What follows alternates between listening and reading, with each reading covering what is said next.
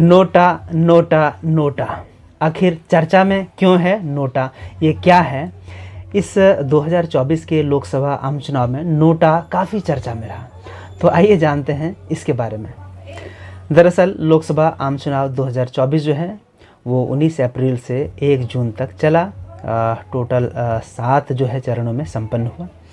इसमें खास बात ये हुई कि इंदौर में भाजपा के शंकर लालवानी वो विजेता घोषित हुए इंदौर की लोकसभा से, और इन्होंने निकटतम प्रतिद्वंद्वी नोटा, जो अब तक का सबसे ज़्यादा मत पड़ा है, नोटा को अभी तक के इतिहास में 2,18,634 मत, मतलब इससे थोड़ा सा उन्होंने अधिक लाया भाजपा के शंकर लालवानी जो उम्मीदवार थे उन्होंने।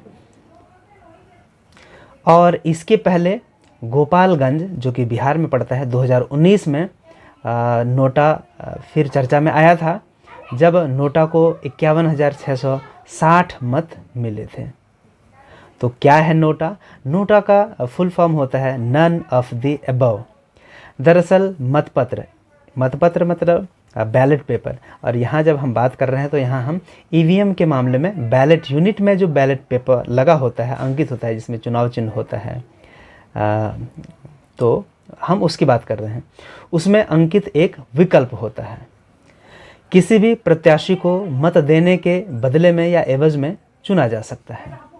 यदि कुल एक लोकसभा से 15 उम्मीदवार यदि खड़े हैं, कंटेस्टेंट हैं, तो जो 16वां उम्मीदवार होता है बैलेट यूनिट में, मतपत्र में, वो नोटा होता है।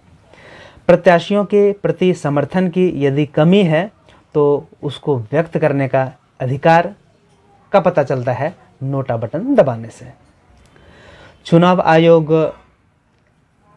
गोपनीयता के साथ अस्वीकरण का अधिकार भी देता है। मतलब चुनाव आयोग का कहना है कि नोटा का बटन यदि आप दबाते हैं तो आपकी गोपनीयता, सिक्रेसी भी मेंटेन रहती है, और यदि किसी कैंडिडेट आप पसंद नहीं करते हैं किसी कैंडिडेट को, तो आप उसको अस्वीकार, डिनाय भी कर सकते हैं। ये दोनों तरह का अधिकार आपके पास उपलब्ध होता है। मतलब जो मतदाता हैं, मतलब जिनकी उम्र 18 साल या 18 साल से अधिक है और जो भारत के नागरिक हैं।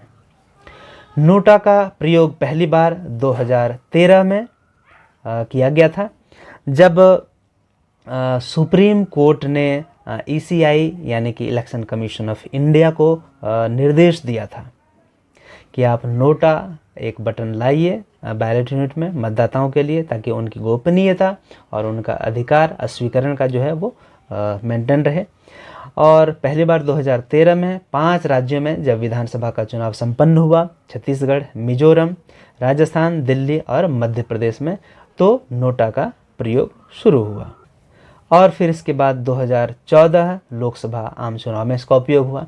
कहने का मतलब पहली बार नोटा का प्रयोग शुरू हुआ विधानसभा में, ठीक है, और इसके बाद पहली बार लोकसभा में नोटा का जो उपयोग हुआ वो हुआ 2014 के लोकसभा आम चुनाव में। तो आखिर नोटा की कहानी क्या है? तो वर्ष 2004 की बात है।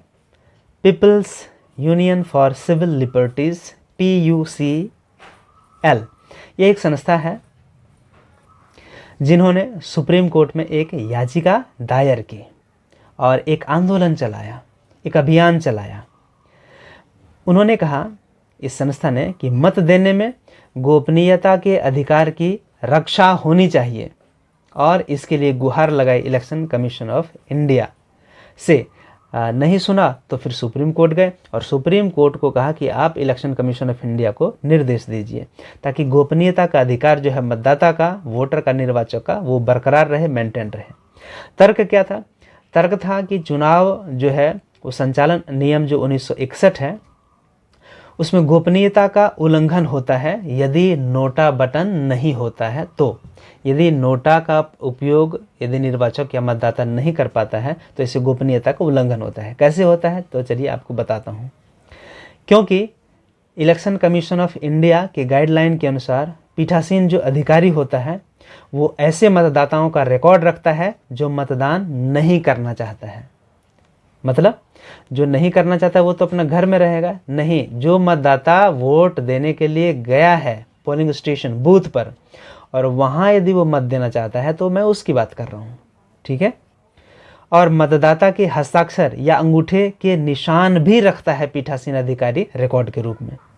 तो होता क्या है, दरअसल कोई निर्वाचक फर्स्ट पोलिंग ऑफिसर प्रथम मतदान अधिकारी के पास अपनी पहचान कंफर्म कराने के बाद सेकेंड पोलिंग ऑफिसर यानी द्वितीय मतदान अधिकारी के पास जाता है और मतदाता रजिस्टर ऑफ वोटर्स 17A में संबंधित विवरण दर्ज कराकर अपना हस्ताक्षर या बाएं हाथ के अंगूठे का निशान लगाने के बाद रूल 49L के तहत अपना मतदान करने से इनकार कर सकता है कि मैं मतदान नहीं करूंगा।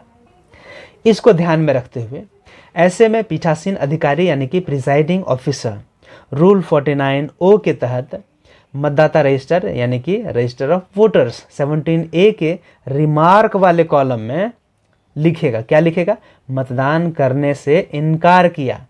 और इस रिमार्क जो लिखा के साथ संबंधित मतदाता या निर्वाचक जो भी है मत नहीं देना चाहता है उसका हस्ताक्षर या अंगूठे का निशान लेगा। इसका ब्यौरा रिकॉर्ड मतों का लेखा प्रपत्र 17C मतलब 17G में भी किया जाता है। तो 17C हो गया अकाउंट ऑफ वोट्स, मतलब जो मतों का हिसाब किताब है, लेखा जोखा है, ठीक है। यही कारण है कि कुछ ऐसा प्रावधान होना ही चाहिए था ताकि यदि निर्वाचक किसी भी उम्मीदवार का समर्थन ना करे तो उनके पास नोटा का विकल्प गोपनीयता के तहत मौजूद हो।